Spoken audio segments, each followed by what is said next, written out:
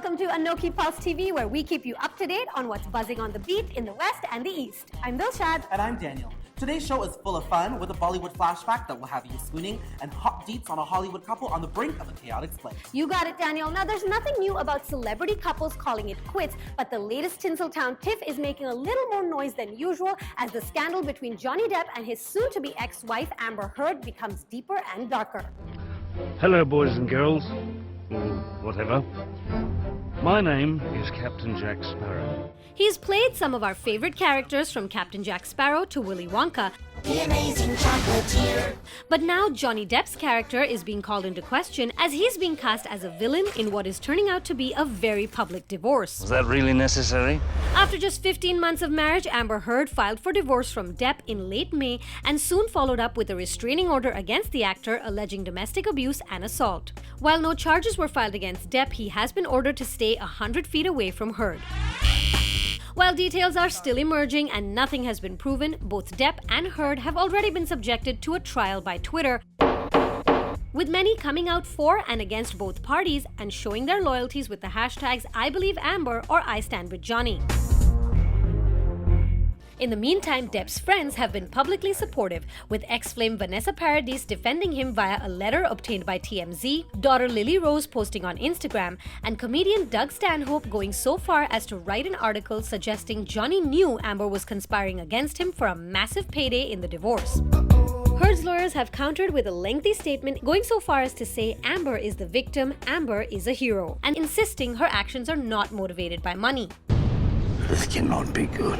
And speaking of money, as both soon-to-be exes are dealing with this personal trauma, Depp seems to have already taken a hit professionally. His latest film, Alice Through the Looking Glass, did not do well at the box office on its opening weekend, which happened to coincide with the day his estranged wife was granted a restraining order against him. Have I come at a bad time? They say old is gold, and we give that saying a brand new meaning as we take a look back at some Bollywood classics with a twist. The much-awaited first look of Vidya Balan from her upcoming Marathi debut film, Ekk Albela, has been revealed and we love it already. In a teaser that was launched this weekend, Vidya Balan and Mangeshkar are seen in a recreation of the iconic Shola Jo Badke song that was previously picturized on Bhagwan Dada and Geeta Bali.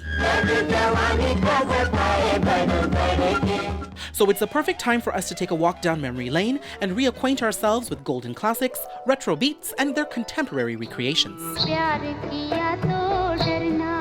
Madhubala fought for love in the 1960s hit song Pyar Kiya To Darna Kya from the cult classic Mughal-e-Azam.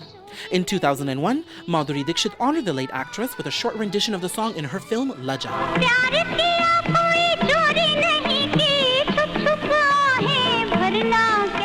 Zeenat Aman made Dum Maro Dum popular in 1971.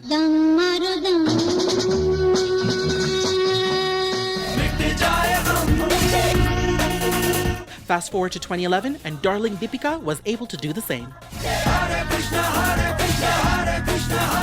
Like father, like son. In 1977, Rishi Kapoor set hearts fluttering with the now iconic song Bachna E Hasino. Bachna E Hasino, 31 years later, his Casanova son recreated that magic with a remixed version for his film with the same name. In 1978, Dawn hit theaters, and everyone was dancing to its soundtrack.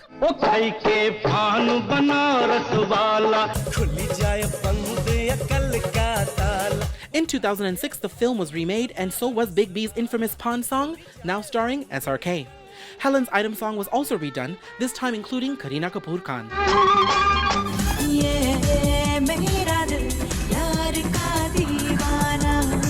Famously known as the song of 1992, Beta's Dak Dak Karne Laga was all kinds of seduction. But did you know it was a recreation of a Telugu song from 1990 which featured Sridevi?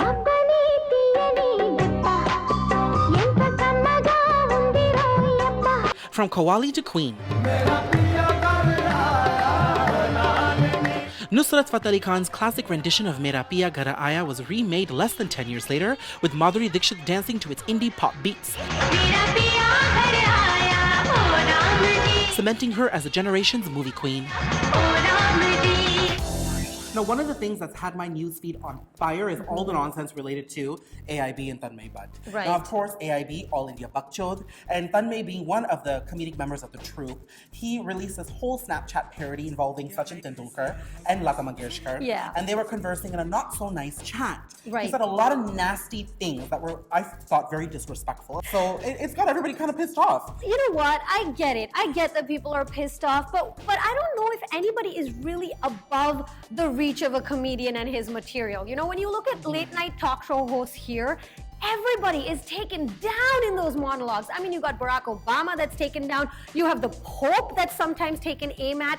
So if those very high offices are not above the reach of a comedian and his material, I really don't think Sachin Tendulkar and Lata Mangeshkar are immune to that. Now, I get it. They are national treasures, you know. I just think everything is fair game and nobody's really above it. You know what, Joshua, I do agree with you, but I do think that there is a small elite group of people who are above this comedic reach that you're speaking of, okay? Okay. And their names are Madhuri Dixit, Priyanka Chopra, Lata Mangeshkar, and Daniel Paloma, okay? And so I do think that a lot of the things Tanmay said were completely nasty Right. and crossing the line in all different directions when it came to Lata. For instance, he said that she was 5,000 years old and she should just die. We're not talking about a 16-year-old with the rest of her life ahead of her. Right. This is an elderly woman and she's closer to the end of the line than the rest of us, okay? So it's just nasty. And so I wasn't really happy about that, and it really wasn't necessary. I just feel like that's AIB's shtick, though. That's kind of what they do. They stir the pot. They say irreverent things. Remember the Bollywood roast that they did? Yes. It got everybody mad. They left nobody untouched. So I just think that's their shtick. That's what they do, you know. I support their right to do it, you know. And just as much, I support the right of the people to then go and lynch them for it, you know. Yeah. That's all very well. Now, what I don't support is the Indian government getting involved. Right. And I really don't appreciate that kind of censorship on comedians, on the news, on anything, you know? I absolutely support freedom of speech. I believe that, you know, we can say and do what we want. Look at us expressing our opinions here today. I just think that perhaps there was a time and a place when it came to certain things, and maybe that's where the overreaction is coming in. It doesn't warrant that overreaction, but I think maybe that's where it's coming from.